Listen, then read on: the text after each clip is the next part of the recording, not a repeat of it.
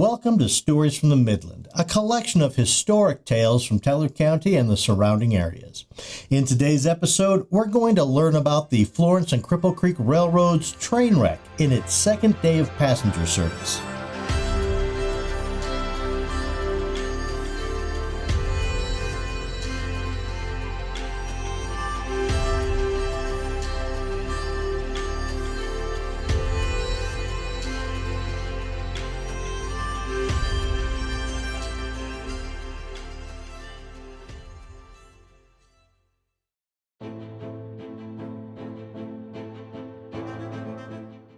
On the 1st of July, 1894, the residents of Cripple Creek were ready to start their 4th of July celebrations early. Central to this festive spirit was the impending arrival of the first passenger train to Cripple Creek. The Florence and Cripple Creek Railroad had finally completed their tracks, and David Moffett, Cripple Creek mine owner and the man who organized and led the construction of the FNCC, was on the train with the final spike to drive into the final railroad tie. When the Denver and Rio Grande Engine 39, a narrow gauge 280 consolidation, appeared around the curve south of the mining town, the Anaconda Drum Corps began their rendition of "She'll Be Comin' Round the Mountain." A work train had pulled into the town the day before, headed by Engine 266, but Engine 39 pulled the first passenger train. This was the important one.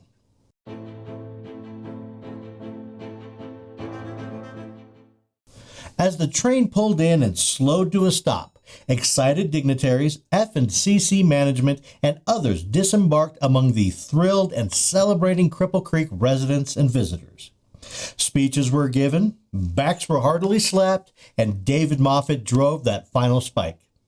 The celebrations went well into the night.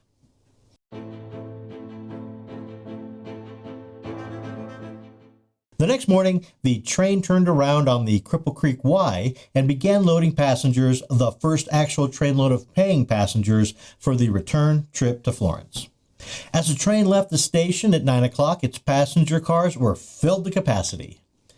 But the train was headed for disaster.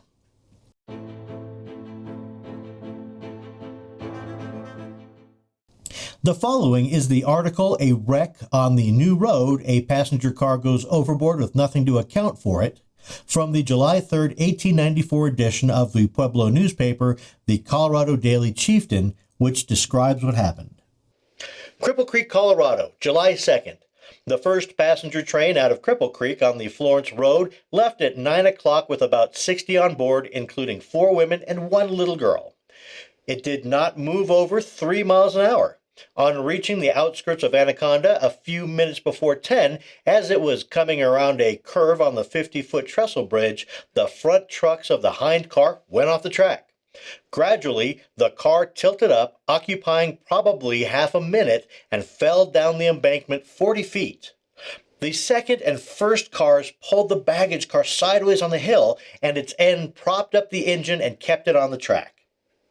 W.G. Milner, a passenger, was standing on the platform of the third car. He jumped, and the car slid toward him, burying his head in the dirt and smothering him to death. Frank Wasson, a brakeman, was caught between 2 cars and squeezed badly. Let me interject a note here. Quickly after the car stopped moving, Milner and Wasson were found pinned underneath the wreck. H.E. Tyke, a Cripple Creek hotel keeper, had his right arm broken and was bruised. John Keating of Pueblo had his chin cut to the bone. P. Feitzer of Devlin, Wisconsin, had his forehead cut. T.E. Dorr of Denver was bruised about the body. A number of others were slightly bruised and cut. Conductor Bradbury was collecting tickets and rolled over with the car. Engineer Conway and Fireman Keller jumped and were not hurt. Another quick note. Engineer Barney Conway could not have jumped because he brought the engine to a full stop, as is later stated in this article. Conway then joined Fireman Jim Keller, who had quickly begun to render aid to the passengers. Conductor G.E. Bradbury only had minor bruises and scratches. Mr. Milner, the man killed, was formerly Undersheriff of Lake County, and his wife lives in Denver.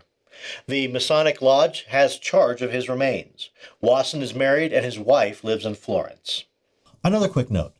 Cripple Creek's Masonic Lodge worked with the railroad management to make all of Milner's funeral arrangements. A couple of days after the wreck, they escorted his remains to the Cripple Creek train depot and sent him on his way home to Denver on the departing train. Wasson was taken to his home in Florence and recovered over the next several weeks under the careful care of his wife. It is impossible to account for the wreck.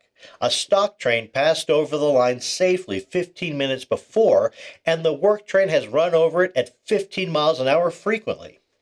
Engineer Conway says he was going between 2 and 3 miles an hour, and he was looking back when he saw the hind trucks of the rear car begin to rise.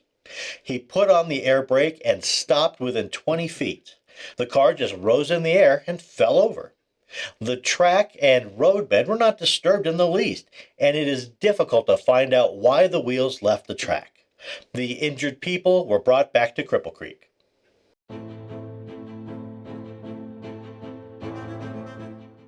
Now, following the wreck, doctors went to the train depot to provide care for the arriving injured, but most of the passengers received only minor injuries. The railroad and city leaders worked hard to keep spirits up for the remainder of the 4th of July celebrations, as both Cripple Creek and Florence had large events planned. Thank you for listening. This is Tommy Allen, and on behalf of Trevor Phipps, have a great day. And should you find yourself on a train on day 2 of its service, really, you're probably going to be just fine. We look forward to having you join us next time for more stories from the Midlands.